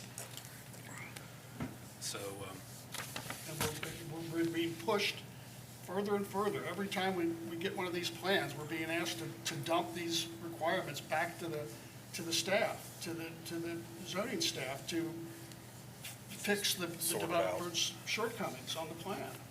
And that's wrong. That's not what the regulations call for. And, like you said, alone, just by missing the technical requirements, but it goes deeper here. This is just a inappropriate plan for the location that it's in. It may, if it was out in a field somewhere, it could be fine, but it's surrounded by large lot development, completely surrounded, except for the school side on the very north, very small piece. So I'd be happy to make a motion recommending denial based on the points I made. And if there's support for it, great. If not, what would you prefer to do? It's your call. well, no, any member of the commission is permitted to formulate a motion. If that motion draws a second, we'll call the question. I mean, that's how this works. So, Mr. Lewis, if you would like to All right, let me formulate a work on it. motion, that doesn't bar anyone else from doing. Correct. doing Anyone else likewise. wants to make a motion as well? Correct.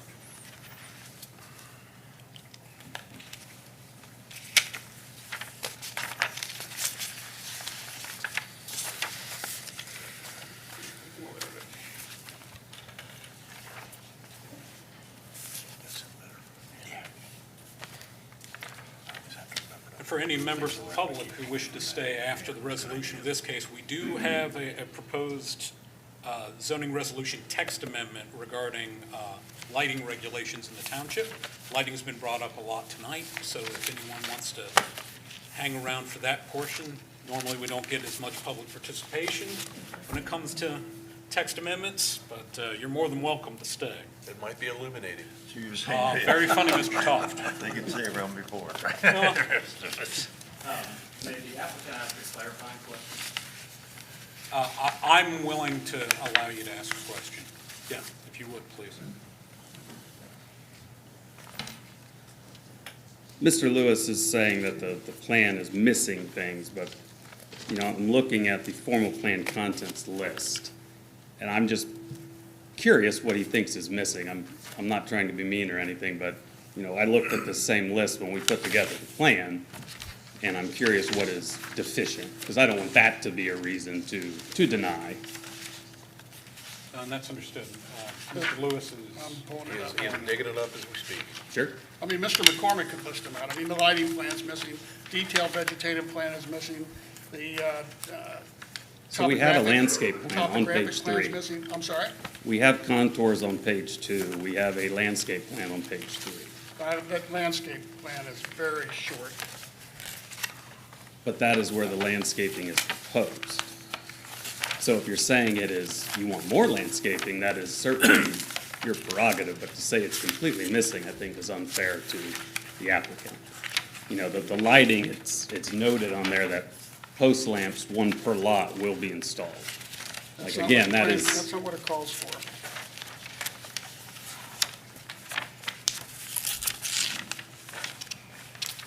On the topography plan that is barely visible, I'm not seeing the notation as to far what the dips are, what the graduations are between I'm not seeing any context on it.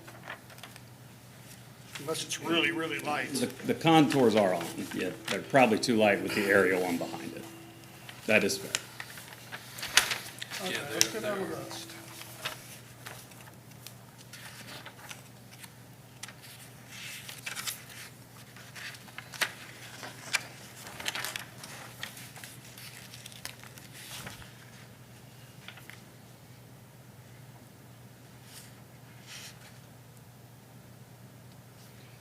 supposed to show the existing topographic features at 2-foot intervals. Again, I'm not even seeing the topographic lines on this, on my thing.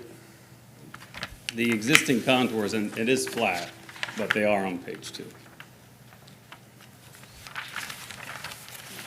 We typically do a plat-looking plan that has cleaner lines of the lots and then more of the utility layout contour type things on the second page. And my plan does not show any stormwater retention. I know that it was discussed, but there's nothing on the plan that shows stormwater retention. There are pond contours shown on that gap in the lots where the low point of the site is. It's just called open space. It's denoted as open space. I think he's referring to the circles. Yeah, the contour. Correct, those would be the contours of the pond. So you're saying the open space, So you're saying that whole big circle is gonna be the detention pond, not open space? So the open space, like Mark said earlier, is labeling all of that green hatch is HOA maintained buffer area, including the stormwater management area. But that section you're referring to with the contours, Oval is where the pond would be, Okay. correct, So- yes.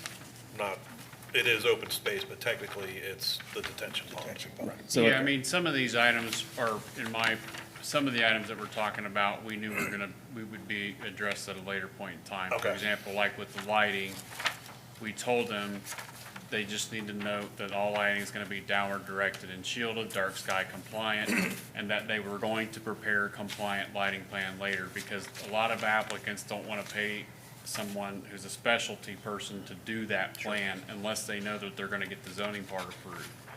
With landscaping, they showed some plantings on page 2. The part that I wanted clarification on was, is the intention to retain the existing vegetation? And they said, yes, that's what we want to do. And I said, well, you're going to need to label that so that that's augmenting your landscaping plan. So a lot of these items are here or were addressed by note. There are some kind of smaller things that could be Leave addressed that at a out later as the, point in time. the technical But requirements, really, just this leave is a that out. concept plan with the idea being that the formal We said 2.5. full development construction plan would be Right. submitted later if the rezone gets approved, So we which don't is have to what get the normally weeds, so to happens with speak. I'm not even many seeing other big parking projects. space arrangement. There's not. So, Yeah, while parking Mr. space- Lewis and Mr. Toft were speaking, Mr. McCormick just clarified, I believe, that the intention is that this is a concept plan and not a formal plan, although it, We would get the construction document, if the rezone would move forward, we would get the more fleshed out document details after a rezone would happen. We would get the development plan, AKA something that's called a construction plan, a formal plan, whatever you want to call it, that would have all these details that you're talking about. And the other thing is with landscaping plans, and this is with a lot of landscaping plans, when we get a landscaping plan, even when they call out the details of what the plantings are gonna be, that plan can totally change come next year because it's all dependent on what the landscapers can get them. Correct. So even if they planned on putting white pines in there, if they can't get them the next year, they're gonna have to switch them out for some sort of arborvitae or something else, right? And so it happens all the time. And the applicants don't wanna spend money, having an LA person do a plan and then have to turn around and pay somebody to do it again the next year. It's pretty common. So we tell them, give us a plan, give us a reasonable idea of what you're gonna do, and then we'll flesh it out during the construction process. All right, I'll leave that section out of the motion. thank you. Thank you. Thank you. We appreciate it, really, thank you. All right, I've got the summary of what we've got. All right, I'm going to make a motion. Case 1-26-Z, applicant Brookstone Homes, excuse me, Brookstone Homes, parcel 413-102A205, 413-102A206, 413-102A007. The zoning commission finds that the submitted R4 plan application and zone change request is not consistent with the Horizon 2030 land use plan and does not meet all of the plan development application requirements of an R4 concept plan, in this case, concept or formal. Therefore, the commission recommends the submitted plan be denied based on the finding followings of fact. The gross density of the proposed development is 7.8 units per acre. The Horizon 2030 Land Use Plan recommends residential density should respect existing single-family, large lot development patterns already established in the township and typically achieve through densities between 2.5 and 4 units per acre. Fact 2, the first fundamental requirement of an R4 proposed plan, reference 650.1, is that it be in harmony with the residential areas located in proximity to the site to be developed. Considering the nature of all adjacent properties, the submitted R4 plan is not compliant with this requirement. Recommendation of the commission, as this property is owned by our township and considering the high level of development and the overall surrounding area, this commission recommends consideration be given to setting aside the proposed site as permanent green space or very low impact park area or bird sanctuary. That completes my motion. We can ask if anyone else has anything to add to it before we do a second, or we can do the second first. Correct, so the floor is open on Mr. Lewis's motion. I'd second it. Well, I have a regularly made and seconded motion. The motion remains open for discussion if anyone has anything. Does anyone want to modify it? I think that's succinct. And we had a second? Yes, I it did was second regularly it, but made now and you're seconded. going to discuss the motion, yeah. Right, yeah, so the motion is open for discussion, but I'm hearing no discussion from anyone. Good. Very well, Mr. McCormick, if you'd call roll, please. Mr. Beckman, Yes. Mr. Campbell, Yes. Mr. Lewis, Yes. Mr. Toft. Yes. Mr. Honorall. Yes. Motion passes. Okay. And just for everyone's edification, Mr. McCormick, this case will be heard by the Union Township trustees on February 10th, at 6 PM in this very room. All right, thank you. The meeting starts at 6. The actual case depends on what's on the agenda.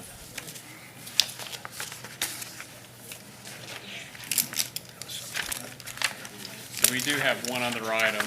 Yeah, I was going to say, we're moving to case number 2-25T, which is a proposed zoning resolution text amendment regarding Article 14 lighting, sections 1400 through 1408, including cross-references, sections 8, 9, and 11. For those leaving, if you could please Hallway. keep your voices down, and you can continue conversations in the atrium. We still have a meeting to finish. Thank you. We appreciate your attendance. Okay. I don't think they heard you then. Too busy. Hey, guys. Everyone. A public meeting is still ongoing. If you would Hallway. continue conversations in the atrium, thank you. Thank you. We appreciate your attendance. So we're on to 2-25-T. Yes. Mr. McCormick, we have a staff report. Yes, this is for 3 of you, you have seen the lighting proposed text, I think, 3, maybe 4 times. And so the last time the zoning commission reviewed this text, I think was the 3rd time. And there have not been any changes since it went back to staff, legal counsel.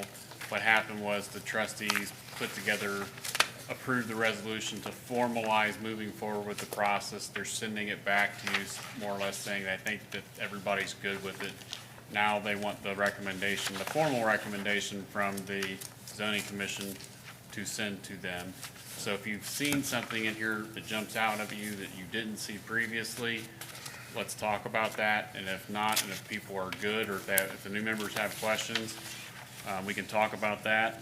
And if there aren't any questions and people are good with the language, then we can make a motion to forward it to the trustees to hear at their next meeting. So, yeah. Yeah, I was going to say, for the new people, we've gone over this a couple previous meetings and fleshed it out fairly well. But that being said, If you have questions. you're here, and your opinion matters, and you're acting as commission members. So, any questions or comments regarding this proposed change to the zoning resolutions? No, I do not. Okay. And just so you know, in summary, we currently do not have lighting standards. Correct. We just have a one-liner that says everything has to be downward directed and shielded. Doesn't even say dark sky compliant. So what we're doing is we're establishing numbers for the photometric plans or lighting plans that are consistent with like what I've used elsewhere, and Corey's you may be used elsewhere. And we've also put some things in there that the neighbors can't put lights that are directed towards the neighbors. You know, same thing can't happen with businesses, of course, and so forth, but, it's just to provide some standards that we really don't have at all at this point. Well, and just for the public's edification, it's true regarding what you've just said, but we have been enforcing lighting standards via plan approval processes. So when we've had a zone map amendment, like a plan development go in, we've been including enforceable standards in it that way. But this is a better, cleaner way. And it's also a way for anyone, any member of the public or any proposed developer to come pull the zoning resolutions and actually see what the standards are. Yes. Without having to meet with staff directly as And part of that process. Which the problem is if you rely simply on the staff, it can vary. Correct. And by having it written down, that variance part is taken away a lot more. Clears it up. And you're not having to be dependent on who you're talking to, you know, whether there's changeover in the staff, or you're talking to one planner versus another, or what have you. So, yeah, this is, I think, fairly safe language. Next month, you're gonna have a meeting to talk about text amendments. I feel like at least one of those items may still have some wiggle room to change, and that's the short-term rental text. Right. Because I think the neighbors are still gonna have input, and the Board of Zoning Appeals still has, interest in it, and they may show up even at the meeting. I've heard, you know, at least one of them say they may show up and just talk about it. And so that one, out of all the ones we've been reviewing, I could still see maybe some tweaking going on between now and whenever something gets passed. But this one's been pretty good, and the other ones that we've talked about to date have been pretty good. There's a new one next month that you haven't dealt with that probably will generate some discussion as well. But this one and the maintained long draft that you'll see next month, those were, we thought, pretty easy ones. Yep. No, so that, I mean, it's just a good thing that we get this on paper. It makes sense for all the reasons you articulated. So I normally would open it up for public comment. No members of the public are remaining in the room, so we'll close that section now. We bored the last one. And we've already discussed this at length, so if everyone's comfortable, I'll go ahead and proceed to formulate a motion. Again, that isn't to provide a chilling effect on anyone else from formulating their own motions. No, I don't have a motion to make. I'm gonna let the new chair do that. Go forth, young man. So, I've made motions before. So, case number 2-25-T, zoning resolution text amendment. The zoning commission finds that the proposed text amendment of the Union Township zoning resolution is consistent with the intent of the zoning resolutions and the comprehensive land use plan 2030. The modifications being considered apply to Article 14 lighting, sections 1400 through 1408, including cross-references to section 8, 9, and 11. This commission therefore recommends the text amendments be adopted as submitted to the commission on January the 28th, 2026. And that concludes my motion. I'll second that motion. We've regularly made and seconded motion. Any discussion? Hearing none, Mr. McCormick, if you call roll. Yes. Mr. Beckman? Yes. Mr. Lewis? Yes. Mr. Toft? Yes. Mr. Honorall? Yes. Mr. Campbell? Yes. Motion passes. I already went over, we will have a meeting in February. There will be no case for February. There will be the text amendments that I was mentioning. The short-term rentals, the maintained yards are one case that you've seen in the past, and then the other one that the trustees are forwarding to you has to do with the number of marijuana dispensaries allowed in the township, pretty much. It's a matter of changing the number. I think for now, existing number's 2, I think the draft is gonna be 6, and we're gonna wait and see what happens at the discussion from the zoning commission and also the trustees meeting as to whether or not they wanna change it, and if so, what number they land on. That's really the only thing that they're looking at is the number. It'll pop out like the vape stores now. So interestingly enough, there are no limits on vape stores. I We didn't have think talked, there were. we had talked about putting limits on vape stores.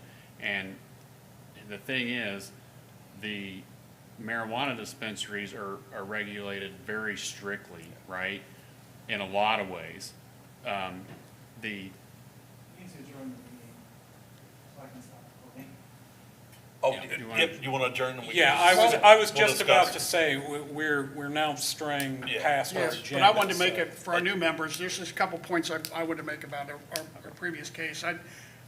The developer successfully diverted me from another important point about the regulations. What's going on with R4s is they're being submitted to us, the last two, that are not in harmony with, either they're not in harmony with what's surrounding, or another, and that's number one. And 650.3 is provides common open spaces for the preservation of the site's physical assets and/or recreational utilization by the occupants of the development. The last two R4s had no shared usable open space for the occupants. And that's a key function of the R4, is that you allow clustering together, and maybe even a little higher density, but there's a common usable open space. That's what an R4 is supposed to be. And the last two we've gotten don't have that open space. This one was not in harmony and didn't have the open space, and I should have included that in a motion, and I didn't. I got distracted, and that's my fault. But he came the in hot. common open space is important to the R4, and it's the third item on the fundamental requirements of the R4. And we're seeing these plans come to us that are not consistent with the regulations. And when they're not consistent, we're very upfront. We're supposed to deny it right off the bat. And that's an important that's an important aspect of an R4, as much as the technical aspects under concept plan and contents and formal plan and contents. So R4s are very useful. We've had some great R4s, but they're not coming to us recently. These things without any common shared open space, where they try to cram as many units in there as they possibly can and not meet the intent or the written requirements of the R4. That's what's frustrating. Do they have the binders? yes. Okay, So- just making sure. Having reached the end of our agenda, Yes. I solicit a motion to adjourn. Second. Oh, I'll make a motion, we adjourn. Make it. We have a second. I'll second. I've regularly made and seconded a motion that we adjourn the meeting. Mr. McCormick, if you call roll. Mr. Beckman, Yes. Mr. Lewis, Yes. Mr. Toft, Yes. Mr. Honorable, Yes. Mr. Campbell. Yes. Motion is passed. Okay. Okay, We now I are gotta- we are Sorry, Sir adjourned at Chairman. 8:58 PM. Quick question for you on the